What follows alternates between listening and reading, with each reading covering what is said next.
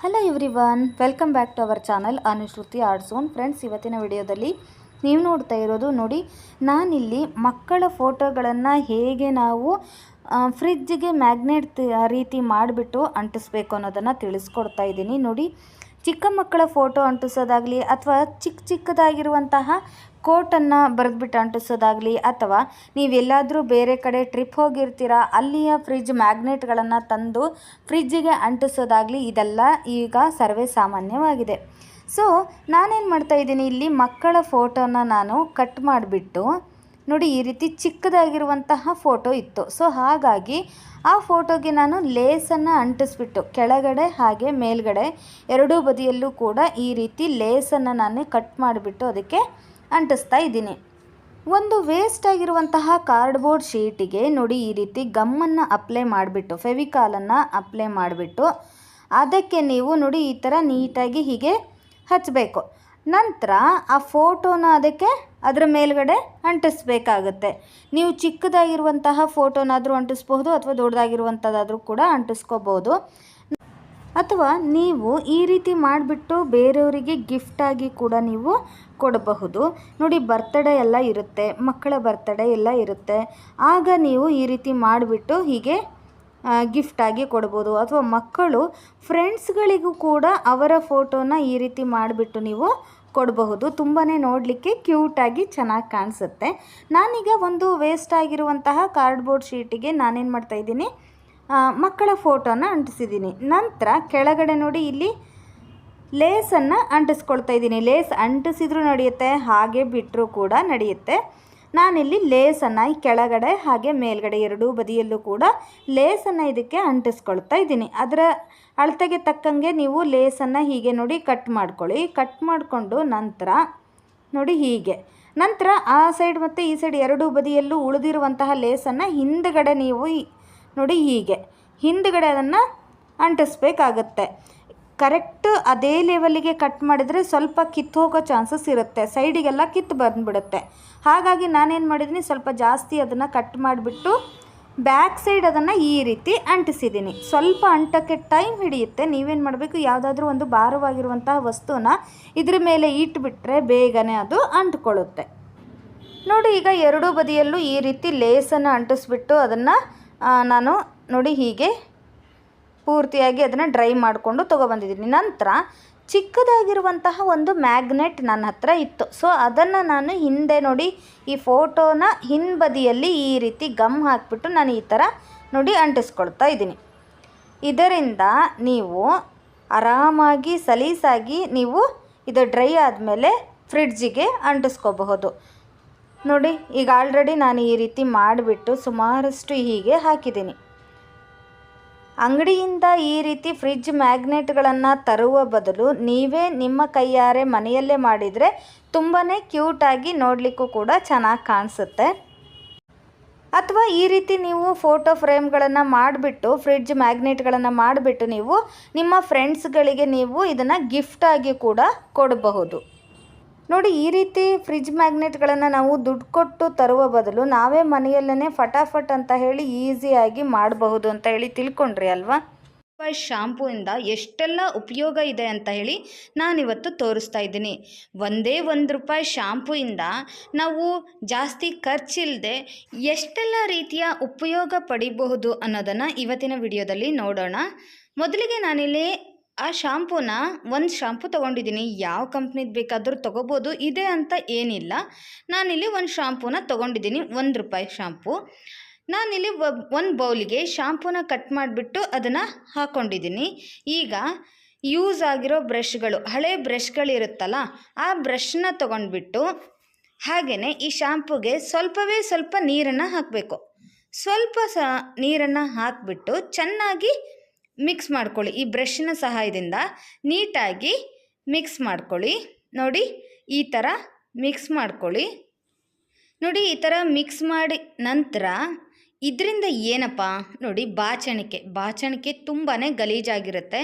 ನೀವು ಈ ಶಾಂಪೂನ ಉಪಯೋಗಿಸ್ಬಿಟ್ಟು ಜಸ್ಟ್ ಫಟಾಫಟ್ ಅಂತ ಹೇಳಿ ಪಟ್ ಅಂತ ಕ್ಲೀನ್ ಮಾಡ್ಕೋಬಹುದು. ಹೇರಿಗೆ ಡೈ ಮಾಡಿದವಾಗೆಲ್ಲ ಬಾಚಣಿಕೆ ತುಂಬಾ ಗಲೀಜಾಗಿಬಿಡುತ್ತೆ. ಸೊ ನೀವು ಅಂಥ ಟೈಮಲ್ಲಿ ಅದನ್ನು ಕ್ಲೀನ್ ಮಾಡೋಕ್ಕೂ ಕೂಡ ಬೇಜಾರಾಗ್ಬಿಡುತ್ತೆ. ಅದೇ ನೀವು ಶಾಂಪೂನ ಹೀಗೆ ಬ್ರಷಲ್ಲಿ ಅದ್ಕೊಂಡು ಜಸ್ಟ್ ಈ ಥರ ನೀವು ಮಾಡ್ತಾ ಇದ್ದರೆ ಸಾಕು, ಬೇಗ ಅಂದರೆ ಬೇಗ, ಅಷ್ಟು ಬೇಗನೆ ಕ್ಲೀನ್ ಆಗಿಬಿಡುತ್ತೆ. ನೋಡಿ, ನಿಮ್ಗೆ ಆಲ್ರೆಡಿ ನಿಮಗೆ ವ್ಯತ್ಯಾಸ ಕಾಣ್ತಿರ್ಬೋದು. ಜಸ್ಟ್ ಒಂದೇ ಒಂದು ಸೆಕೆಂಡಿಗೆ ನಿಮಗೆ ಗೊತ್ತಾಗಿರ್ಬೋದು. ನೋಡಿ, ಕ್ಲೀನ್ ಮಾಡೋಕ್ಕೂ ಕೂಡ ತುಂಬಾ ಗಲೀಜಾದವಾಗ ನಮಗೂ ಕೂಡ ಬೇಜಾರಾಗುತ್ತೆ ಅಲ್ವಾ? ಅಯ್ಯೋ, ಯಾರು ಕ್ಲೀನ್ ಮಾಡ್ತಾರೆ ಅಂತ ಹೇಳಿ ನಾವು ಕೂಡ ಆಲಸ್ಯ ಮಾಡ್ತೀವಿ. ಬಟ್ ಈ ಥರ ನೀವು ಶಾಂಪೂನ ಎತ್ಕೊಂಡು ಪಟ್ ಅಂತ ಹೇಳಿ ನೋಡಿ, ಎರಡೇ ಸರಿ ಈ ಥರ ಮಾಡಿದರೆ ಸಾಕು, ಎಲ್ಲ ನೀಟಾಗಿ ಕ್ಲೀನ್ ಆಗಿಬಿಡುತ್ತೆ. ಇಂಥದ್ದಕ್ಕೆಲ್ಲ ಸಮಯನ ನಾವು ಉಳಿತಾಯ ಮಾಡಿಕೊಂಡ್ರೆ ಬೇರೆ ಕೆಲಸ ಮಾಡಲಿಕ್ಕೂ ಕೂಡ ನಮಗೆ ಸಮಯ ಸಿಕ್ಕ ಹಾಗೆ ಆಗುತ್ತೆ. ನೋಡಿ ಎಷ್ಟು ಚೆನ್ನಾಗಿ ಕ್ಲೀನ್ ಆಯಿತು ಅಂತ ಹೇಳಿ. ಈಗ ನಾವು ಒಂದು ಡ್ರೈ ಆಗಿರೋಂತಹ ಕ್ಲಾತನ್ನು ತೊಗೊಂಡ್ಬಿಟ್ಟು ಅದರಲ್ಲಿ ನಾವು ಇದನ್ನು ಒರೆಸ್ಬಿಟ್ರೆ ಮುಗೀತು. ನೋಡಿ ಎಷ್ಟು ಚೆನ್ನಾಗಿ ಕ್ಲೀನ್ ಆಗಿದೆ ಅಂತ ಹೇಳಿ. ನಿಮಗೆಲ್ಲ ಈ ಟಿಪ್ಸು ಇಷ್ಟ ಆಗಿದೆ ಅಂದ್ಕೊಂಡಿದ್ದೀನಿ. ನಂತರದಲ್ಲಿ ನಾನು ಆ ಕೆಳಗಡೆ ಏನು ಬೌಲ್ ಇಟ್ಕೊಂಡಿದ್ನಲ್ಲ ಅದರಲ್ಲಿ ಆ ನೀರನ್ನು ತೆಗೆದುಬಿಟ್ಟು ಬೇರೆ ನೀರನ್ನು ಇಲ್ಲಿ ತೊಗೊಂಡಿದ್ದೀನಿ. ನಂತರ ನಮ್ಮ ಗೋಲ್ಡ್ ಇಯರಿಂಗ್ಸ್ ತೊಗೊಳ್ಳಿ, ಅದನ್ನು ಕೂಡ ನಾನಿಲ್ಲಿ ಹ್ಯಾಂಗಿಂಗ್ಸ್ ತೊಗೊಂಡಿದ್ದೀನಿ. ಇದನ್ನು ಕೂಡ ಇಲ್ಲಿ ಎಷ್ಟೇ ನಾವು ಕ್ಲೀನ್ ಮಾಡಿ ಹಾಕ್ಕೊಂಡ್ರೂ ಕೂಡ ಮತ್ತೆ ಮತ್ತೆ ಈ ಕಡೆ ತಿರುಪಲ್ಲಿ ತುಂಬಾ ಕೊಳೆ ಸೇರ್ಕೊಂಡು ಬಿಟ್ಟಿರುತ್ತೆ. ಅಂಥ ಸಮಯದಲ್ಲಿ ನೀವು ಜಸ್ಟ್ ಈ ನಾವೇನು ಮಿಕ್ಸ್ ಮಾಡ್ಕೊಂಡಿದ್ವಲ್ಲ ಶಾಂಪೂ ಬೌಲನ್ನ, ಅದರಲ್ಲಿ ನೀವು ಅದ್ಕೊಂಡ್ಬಿಟ್ಟು ಜಸ್ಟ್ ಈ ಥರ ನೀವು ಒಂದು ಸ್ವಲ್ಪ ಉಜ್ಜಿದ್ರೆ ಸಾಕು, ಪಳಪಳ ಅಂತ ಶೈನಿಂಗ್ ಬರುತ್ತೆ. ಹಾಗೆ ನೀಟಾಗಿ ಕ್ಲೀನ್ ಕೂಡ ಆಗುತ್ತೆ, ಹೊಸದ್ರಂತೆ ಕಾಣಿಸುತ್ತೆ ಅಂತಲೇ ಹೇಳಬಹುದು. ತುಂಬ ಚೆನ್ನಾಗಿದೆ ನೋಡಿ ಫ್ರೆಂಡ್ಸ್. ಇದು ಕೂಡ ಟಿಪ್ಸು. ₹1 ಶಾಂಪೂಯಿಂದ ನಮಗೆ ಎಷ್ಟೆಲ್ಲ ಉಪಯೋಗ ಇದೆ ಅನ್ನೋದನ್ನು ನಾನಿವತ್ತು ನಿಮಗೆ ತೋರಿಸ್ತಾ ಇದ್ದೀನಿ. ಬರೀ ಗೋಲ್ಡ್ ಅಷ್ಟೇ ಅಲ್ಲ, ನಮ್ಮ ಸಿಲ್ವರ್ ಕಾಲ್ ಚೈನು ಕೂಡ ನೀವು ಈ ಥರ ಶಾಂಪೂಯಿಂದ ಕ್ಲೀನ್ ಮಾಡಿಕೊಂಡ್ರೆ ತುಂಬಾ ನೀಟಾಗಿ ಪಳಪಳ ಅಂತ ಹೊಳೆಯುತ್ತೆ. ಅಷ್ಟು ಚೆನ್ನಾಗಾಗುತ್ತೆ ಫ್ರೆಂಡ್ಸ್. ಒಮ್ಮೆ ಟ್ರೈ ಮಾಡಿ ನೋಡಿ. ಈಗ ಆಲ್ರೆಡಿ ನಾನು ಉಜ್ಜಿದ್ದಾಯಿತು. ಈಗ ಕ್ಲೀನಾಗಿರೋ ನೀರಲ್ಲಿ ಇದನ್ನು ತೊಳೆದ್ರೆ ಆಯಿತು. ನೋಡಿ ಎಷ್ಟು ಚೆನ್ನಾಗಿ ಕಾಣಿಸ್ತಾ ಇದೆ ಅಂತ ಹೇಳಿ, ಫುಲ್ ಪಳಪಳ ಅಂತ ಹೊಳಿತಿದೆ ಅಲ್ವಾ? ನೋಡಿ, ಹಿಂದ್ಗಡೆ ಬ್ಯಾಕ್ ಸೈಡ್ ಕೂಡ ಫುಲ್ ಕ್ಲೀನ್ ಆಗಿದೆ. ಇದು ಕೂಡ ನಿಮಗೆ ಇಷ್ಟ ಆಯಿತು ಅಂದ್ಕೊಂಡಿದ್ದೀನಿ, ಈ ಟಿಪ್ಸ್ ಕೂಡ. ನೆಕ್ಸ್ಟು ಇನ್ನೂ ಕೂಡ ಇದೆಯಲ್ಲ, ನೆಕ್ಸ್ಟ್ ನಾವು ನಮ್ಮ ನೇಲ್ಸನ್ನು ನೀವು ಈ ಥರ ನೋಡಿ ಬ್ರಷಿಂದ ನೀಟಾಗಿ ಈ ಥರ ಕ್ಲೀನ್ ಮಾಡಿಕೊಂಡ್ರೆ ಎಷ್ಟು ಚೆನ್ನಾಗಾಗುತ್ತೆ ಅಂತ ಹೇಳಿ. ಕೆಲವೊಂದು ಸರಿ ಎಷ್ಟೇ ಕ್ಲೀನ್ ಮಾಡಿಕೊಂಡ್ರೂ ಕೂಡ ಸಣ್ಣ ಪುಟ್ಟ ಗಲೀಜು ಇದ್ದೇ ಇರುತ್ತಲ್ವ, ನೀವು ಇದರಿಂದ ಈ ಥರ ಬ್ರಷಿಂದ ಕ್ಲೀನ್ ಮಾಡಿಕೊಂಡ್ರೆ ಫುಲ್ ನೀಟಾಗಿ ಕ್ಲೀನ್ ಆಗುತ್ತೆ. ನೋಡಿ, ಇವಾಗ ನಿಮಗೆ ಕಾಣಿಸ್ತಿರ್ಬೋದು ಎಷ್ಟು ಚೆನ್ನಾಗಾಗಿದೆ ಅಂತ ಹೇಳಿ. ನಿಮ್ಮ ಕೈಯನ್ನು ಕೂಡ ಈ ಥರ ನೀಟಾಗಿ ನೀವು ತಿಕ್ಬೋದು.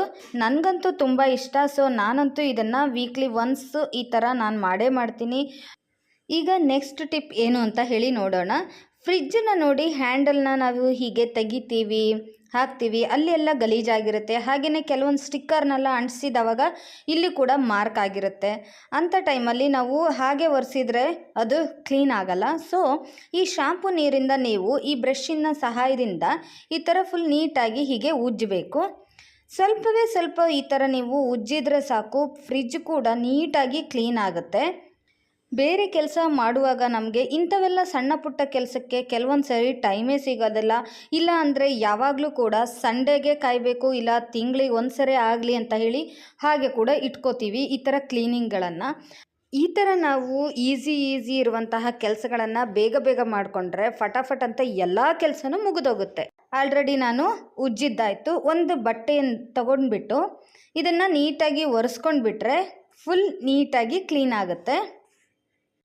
ವ್ಯತ್ಯಾಸ ಆಲ್ರೆಡಿ ನಿಮಗೆ ಗೊತ್ತಾಗ್ತಿರ್ಬೋದು. ವಾವ್ ಅನು ಚೆನ್ನಾಗಿದೆ ಅಂತ ಹೇಳಿ ನೀವೇ ಕಮೆಂಟಲ್ಲಿ ನನಗೆ ತಿಳಿಸ್ತೀರಾ. ಅಷ್ಟು ನೋಡಿ, ಫ್ರಿಜ್ ಕೂಡ ಎಷ್ಟು ಚೆನ್ನಾಗಿ ಪಳಪಳ ಅಂತ ಇದೆ ಅಂತ ಹೇಳಿ. ಓಕೆ, ಈಗ ನೆಕ್ಸ್ಟ್ ಟಿಪ್ ಏನು ಅಂತ ಹೇಳಿ ನೋಡೋಣ ಬನ್ನಿ. ನೆಕ್ಸ್ಟ್ ನೋಡಿ, ನಾನು ಇಲ್ಲಿ ಒಂದು ಬೆಳ್ಳಿದು ದೀಪ ತಗೊಂಡಿದ್ದೀನಿ. ಈ ದೀಪ ನೋಡಿ ಎಷ್ಟು ಇದಾಗಿದೆ, ಎಣ್ಣೆ ಎಲ್ಲ ಅಂಟ್ಕೊಂಡು ಅದಕ್ಕೆ ಹೇಗಾಗಿದೆ ಅಂತ ಹೇಳಿ.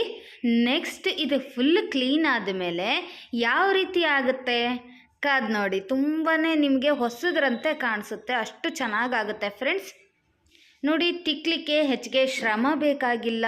ಫಟಾಫಟ್ ಅಂತ ಹೇಳಿ ಎಷ್ಟೊಂದು ಕೆಲಸಗಳನ್ನು ನಾವು ₹1, ಕೇವಲ ಒಂದೇ ₹1 ಶಾಂಪೂಯಿಂದ ಬಳಸಿಬಿಟ್ಟು ನಾವು ಎಷ್ಟೆಲ್ಲ ವಸ್ತುಗಳನ್ನು ಕ್ಲೀನ್ ಮಾಡಬಹುದು, ಎಷ್ಟೆಲ್ಲ ನಮಗೆ ಬೆನಿಫಿಟ್ಸ್ ಸಿಗುತ್ತೆ ಅಂತ ಹೇಳಿ ನಿಮಗೆಲ್ರಿಗೂ ಗೊತ್ತಾಗಿದೆ ಅನಿಸುತ್ತೆ. ಓಕೆ, ನಿಮಗೆಲ್ರಿಗೂ ಈ ವಿಡಿಯೋ ಇಷ್ಟ ಆಯಿತು ಅಂದ್ಕೊಂಡಿದ್ದೀನಿ. ಇಷ್ಟ ಆದರೆ ಮರೀದೇನೆ ಲೈಕ್ ಮಾಡಿ, ಹಾಗೆ ನಿಮ್ಮ ಫ್ರೆಂಡ್ಸ್ ಆ್ಯಂಡ್ ಫ್ಯಾಮಿಲಿಗೆ ಶೇರ್ ಮಾಡೋದನ್ನು ಕೂಡ ಮರಿಬೇಡಿ. ಹಾಗೆ ಫ್ರೆಂಡ್ಸ್, ನಮ್ಮದು ಇನ್ನೊಂದು ಅನುಶ್ರುತಿ ಕ್ರಿಯೇಟಿವ್ ಝೋನ್ ಅಂತ ರಂಗೋಲಿ ಚಾನಲ್ ಇದೆ. ಅದರಲ್ಲೂ ಕೂಡ ಒಳ್ಳೊಳ್ಳೆ ರಂಗೋಲಿಗಳನ್ನು ನಾವು ಡೈಲಿ 3 ರಂಗೋಲಿನ ನಾವು ಹಾಕ್ತಾಯಿದ್ದೀವಿ. ಡೈಲಿ ರಂಗೋಲಿ, ಸಿಂಪಲ್ ರಂಗೋಲಿ, ಹಾಗೆ ಫೆಸ್ಟಿವಲ್ ರಂಗೋಲಿ, ಹಾಗೆಯೇ ಬಳ್ಳಿ ರಂಗೋಲಿ, ಈ ಥರ ಹಲವಾರು ರಂಗೋಲಿಗಳನ್ನು ನೀವು ಅದರಲ್ಲಿ ನೋಡಬಹುದು. ತುಂಬಾ ಚೆನ್ನಾಗಿದ್ದಾವೆ, ನಿಮಗೆಲ್ರಿಗೂ ಇಷ್ಟ ಆಗುತ್ತೆ ಅಂತ ಹೇಳಿ ಅಂದ್ಕೊಂಡಿದ್ದೀನಿ. ಇನ್ಯಾಕೆ ತಡ, ಈಗಲೇ ಅನುಶ್ರುತಿ ಕ್ರಿಯೇಟಿವ್ ಝೋನನ್ನು ವಿಸಿಟ್ ಮಾಡಿ. ಹಾಗೆಯೇ ಇಷ್ಟ ಆದರೆ ಮರೀದೇನೆ ಸಬ್ಸ್ಕ್ರೈಬ್ ಮಾಡಿ, ನಿಮ್ಮ ಫ್ರೆಂಡ್ಸ್ ಆ್ಯಂಡ್ ಫ್ಯಾಮಿಲಿಗೂ ಕೂಡ ಶೇರ್ ಮಾಡಿ. ನೋಡಿ, ಆಲ್ರೆಡಿ ಇದನ್ನು ತೊಳೆದಾಯಿತು. ಎಷ್ಟು ಚೆನ್ನಾಗಿ ಕಾಣಿಸ್ತಾ ಇದೆ ಅಂತ ಹೇಳಿ. ಮುಂಚೆ ಇದ್ದಿದ್ದಕ್ಕೂ ಇದಕ್ಕೂ ಈಗ ನಿಮಗೆ ಡಿಫ್ರೆನ್ಸ್ ಗೊತ್ತಾಗ್ತದೆ ಅನಿಸುತ್ತೆ. ಉಜ್ಜಿ ಆದ ನಂತರ ಕ್ಲೀನಾಗಿರೋ ನೀರಿನಿಂದ ಇದನ್ನು ತೊಳೆದುಬಿಟ್ರೆ ಆಯಿತು. ನೋಡಿ ಎಷ್ಟು ಪಳ ಅಂತ ಇದೆ ಅಂತ ಹೇಳಿ. ತುಂಬಾ ಚೆನ್ನಾಗಿದೆ ಫ್ರೆಂಡ್ಸ್. ಈ ಎಲ್ಲ ಟಿಪ್ಸ್ಗಳು ನಿಮಗೆ ಇಷ್ಟ ಆಗಿದೆ ಅಂದ್ಕೊಂಡಿದ್ದೀನಿ. ಓಕೆ ಫ್ರೆಂಡ್ಸ್, ಹಾಗಾದರೆ ಸಿಗೋಣ ಮತ್ತೊಂದು ಇಂಟ್ರೆಸ್ಟಿಂಗ್ ವಿಡಿಯೋ ಒಂದಿಗೆ. Thank you for watching.